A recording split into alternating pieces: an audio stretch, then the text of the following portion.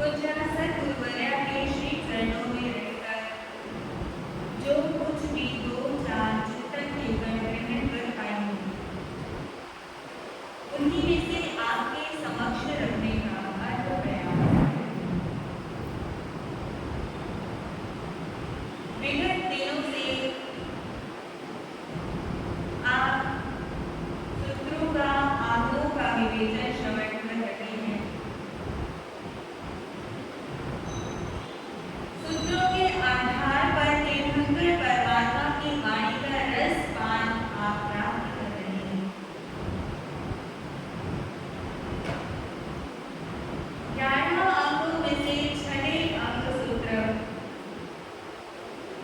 श्रीमद् ज्ञाता धर्म प्रधान सूत्र का विवेचन चल रहा है, जिसके अंतर्गत आप पंचम अध्याय को सुन रहे हैं। पंचम अध्याय जिसका नाम है शयन। इस अध्ययन में आपने यहाँ तक सुना कि कृष्ण महाराज की द्वारिका नगरी में एक खावच्चा नाम की गाथा पत्नी रहती थी। उसका एक पुत्र था जिसे सब खावच्चा पुत्र कहकर पुकारते थे, और एक बार उसने अरिष्ट देवी भगवान की धर्म देशना को श्रवण किया, उनके उपदेश को सुना, तो उसके मन में विरक्ति के भाव जागा। उसकी माता जो सम्यक विचारों को धारण करती थी, जो धर्म के संस्कारों से परिपूर्ण थी, ऐसी उस वीर माता ने अपने पुत्र की दीक्षा में कोई बाधा डालने नहीं चाही। वह विचार करती है कि मैं अपने पुत्र का दीक्षा समारोह अत्यंत धूमधाम से करूंगी, और उसके लिए वह महाराज कृष्ण के पास 3 वस्तुएं लेने के लिए पहुंचेगी। वे 3 वस्तुएं क्या थी? छत्र, चमर और मुकुट।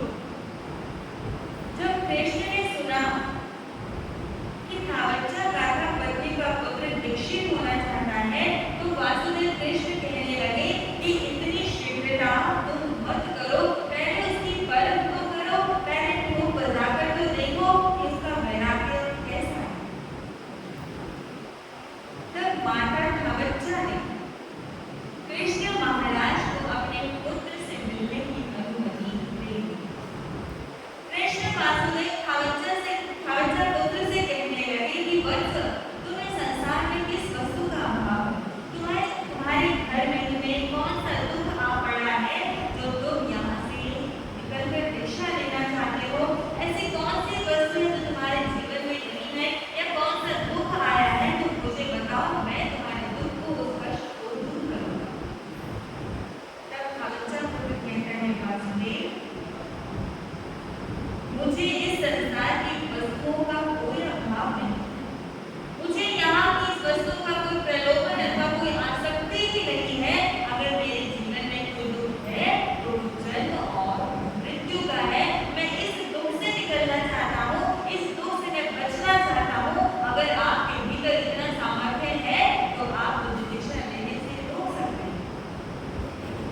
कृष्ण कहते हैं, बेटा, जन्म और मरण के दुखों से बचाने की ताकत एकमात्र विद्या परमात्मा है, एकमात्र तीर्थंकर भगवान है, एकमात्र उन्हीं का मार्ग है। उस मार्ग पर बढ़कर ही कोई भी जीव इस जन्म और मरण के दुखों से बच सकता है। इसीलिए वासुदेव, तीर्थंकर प्रभु के मार्ग पर मैं बढ़ना चाहता हूँ। उन्हीं के समान जीवन जीकर उन्हीं के जैसी वीर रागता को प्राप्त करना चाहता हूँ, ताकि मैं अपने सभी जन्म और मरण के इन संजयों से मुक्त हो सकूं। जब कृष्ण महाराज ने जाना कि इसका वैराग्य तो अत्यंत ही उत्कृष्ट है, बहुत ही सुदृढ़ है, तो उन्होंने ऐसा निश्चय किया और खावच्चा गाथा पत्नी से कहा कि तुम्हारे पुत्र का दीक्षा समारोह मैं स्वयं करूंगा। कृष्ण महाराज ने ऐसा संकल्प करने के बाद एक और शुभ कार्य वह क्या? उन्होंने पूरी द्वारिका नगरी में एक घोषणा करवाई कि पूरी द्वारिका नगरी में से अगर कोई भी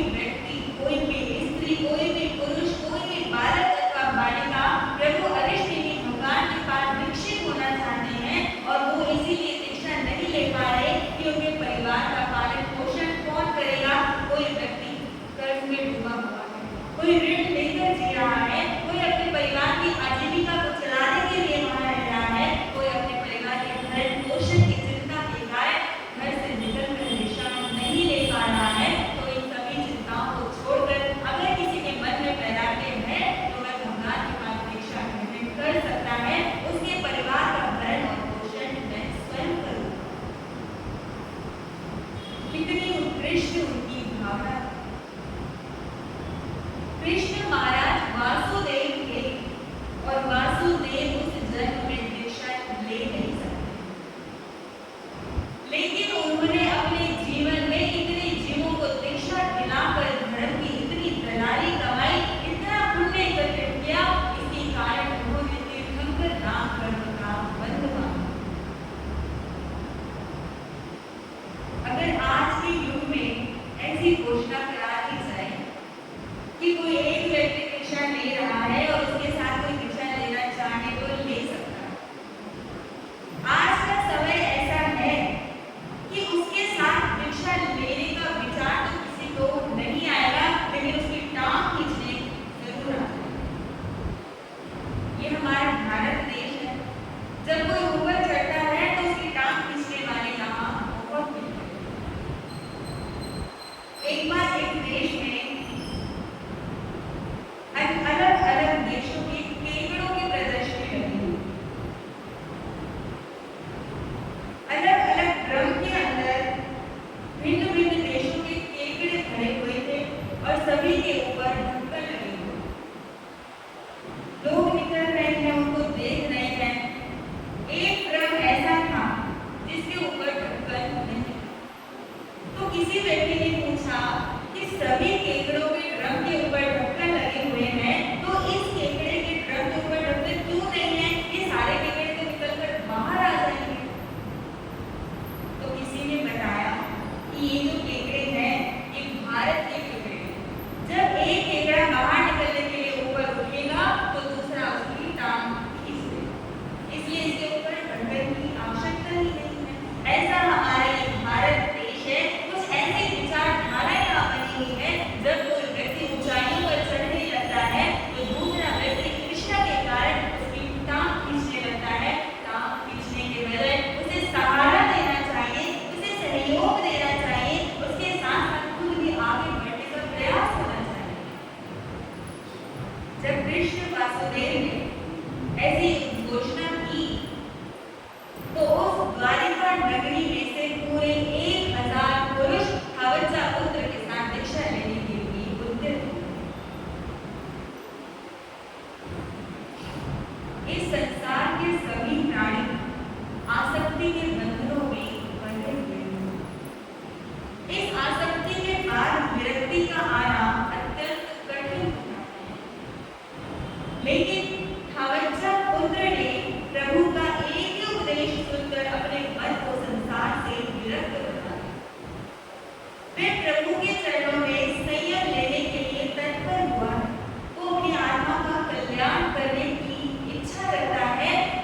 आजकल कुछ लोग ऐसा विचार करते हैं कि कोई दीक्षा लेता है तो किसी न किसी अभाव के कारण दीक्षा लेता है, क्योंकि घरों में कुछ होता नहीं होगा, कोई सुख नहीं होगा, आजीविका का साधन नहीं होगा, उनके पास कोई धन संपत्ति नहीं होगी, इसलिए वो सोचते हैं कि हम दीक्षा लें। लेकिन ऐसा सोचना नितांत भूल ही नहीं, महा अपराध होता है। इस संसार में कितने ही भिखारी घूमते हैं जिनके पास खाने के लिए रोटी भी नहीं है। क्या उनके मन में वैराग्य जागता है? क्या उनको संयम लेने का भाव आता है? ऐसा नहीं होता है कि किसी के घर में कुछ नहीं था इसलिए वो दीक्षा लेने के लिए तैयार हो गए। संसार में इस दुनिया की धन दौलत तो बहुतों के पास है। कभी भी ऐसा विचार मत करना कि किसी के घर में कोई अभाव था इसलिए उसने संयम लेने का विचार किया। हवज्जा पुत्र के पास भला किस वस्तु का अभाव था? कोई धन की कमी नहीं थी, कोई इज्जत की, कोई प्रतिष्ठा की उसके पास कमी नहीं थी। सारे सुख सुविधाएं से प्राप्त की, अप्सराओं जैसी 32 पत्नियां उसके जीवन में थी। लेकिन जब वैराग्य आता है तो जीव इस संसार वैभव को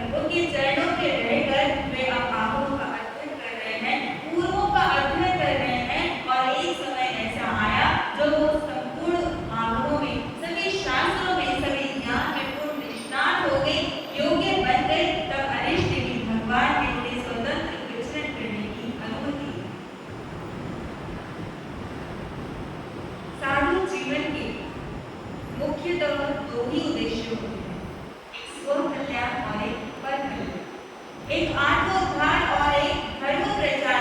जब आत्मा का उद्धार हो गया, जब खावत्सा पुत्र मुनि अपने आत्मा में पूर्णतः स्थिर हो गए, तब प्रभु ने 1000 शिष्यों के साथ उन्हें स्वतंत्र विचरण करने की, धर्म की प्रभावना करने की आज्ञा दी। खावत्सा पुत्र अर्थात अपने शिष्यों के साथ विचरण करने लगे। हर एक गांव में, हर एक नगर में जाते हैं, वेदरात धर्म की स्थापना करते हैं, उसका उपदेश देते हैं और जीवों को कल्याण का मार्ग दिखा रहे हैं।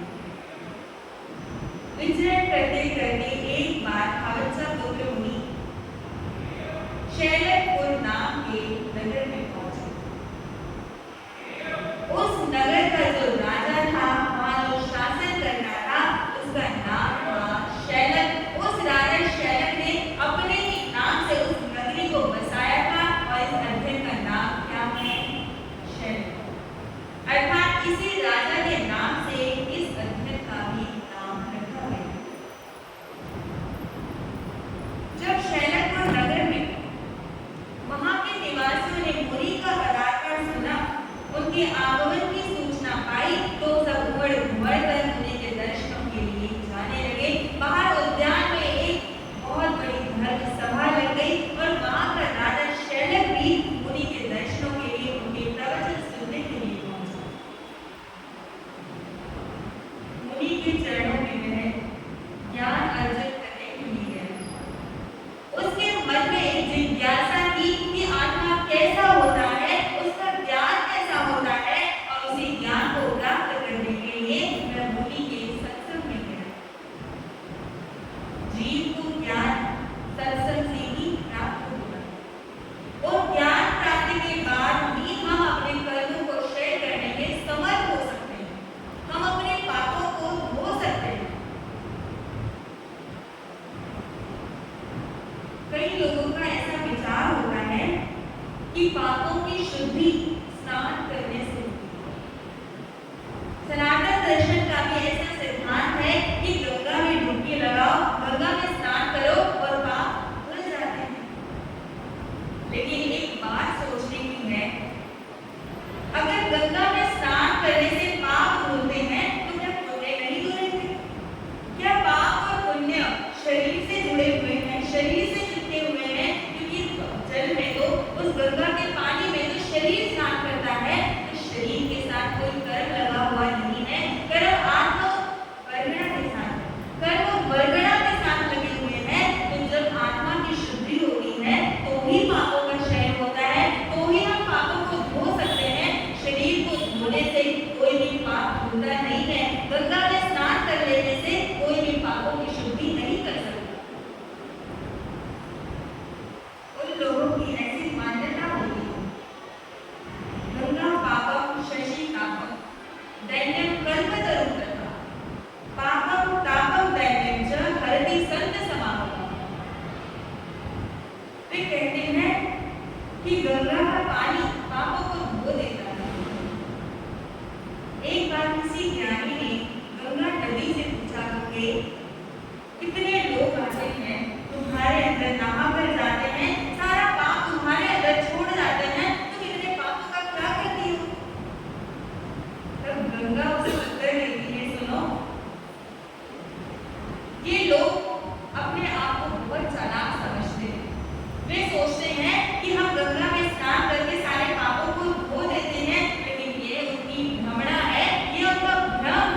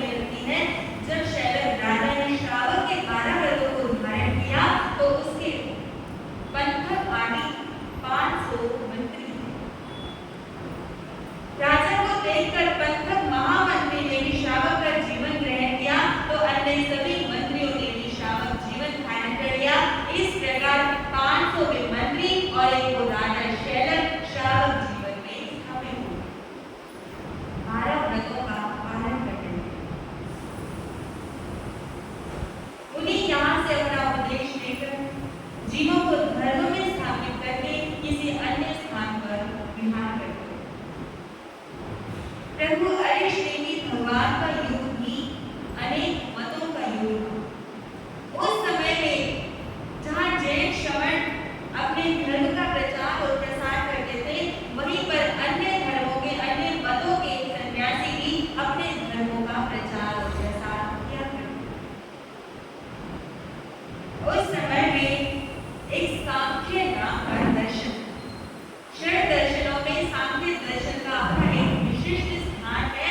सांख्य दर्शन को मानने वाला एक अनुयायी था, एक परिव्राजक था, जिसका नाम था शुक परिव्राजक। परिव्राजक उसे कहते हैं जिसने घर बार को छोड़कर भगवा वस्त्र धारण किया हो और अपने धर्म का वो प्रचार करवा हो। शुक परिव्राजक भी हर एक नगर में घूमता हुआ अपने मत की स्थापना कर रहा था। उसका जीवन व्यवहार कैसा था? वह अपने हाथ में एक दंड रखता था, एक कमंडल रखता था, उसके पास एक विशेष प्रकार का सख्त धातु का बना हुआ पात्र था जिसमें वो भोजन करता था, और सोने के हीरों के वह जवाहरात भी पहनता था। उसके धर्म का सिद्धांत क्या था? वह शुक नाम का परिव्राजक दान, स्नान और शौच में अपनी मान्यता रखता था।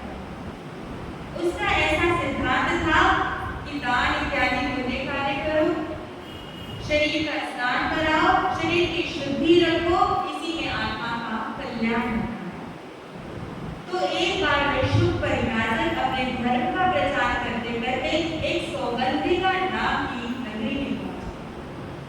उस सौगंधिका नगरी में वह गया तो वहां के लोग जो भद्रीत के संतों के प्रति श्रद्धा रखने वाले थे, उन्होंने जब उस परिव्राजक के बारे में सुना तो सब उसके दर्शनों के लिए आने लगे। उस नगरी में एक सुदर्शन नाम का एक साहूकार रहता था। उस सुदर्शन ने जब सुना कि कोई सन्यासी हमारी नगरी में आया है, तो वह भी उसके दर्शनों के लिए वहां जाने लगा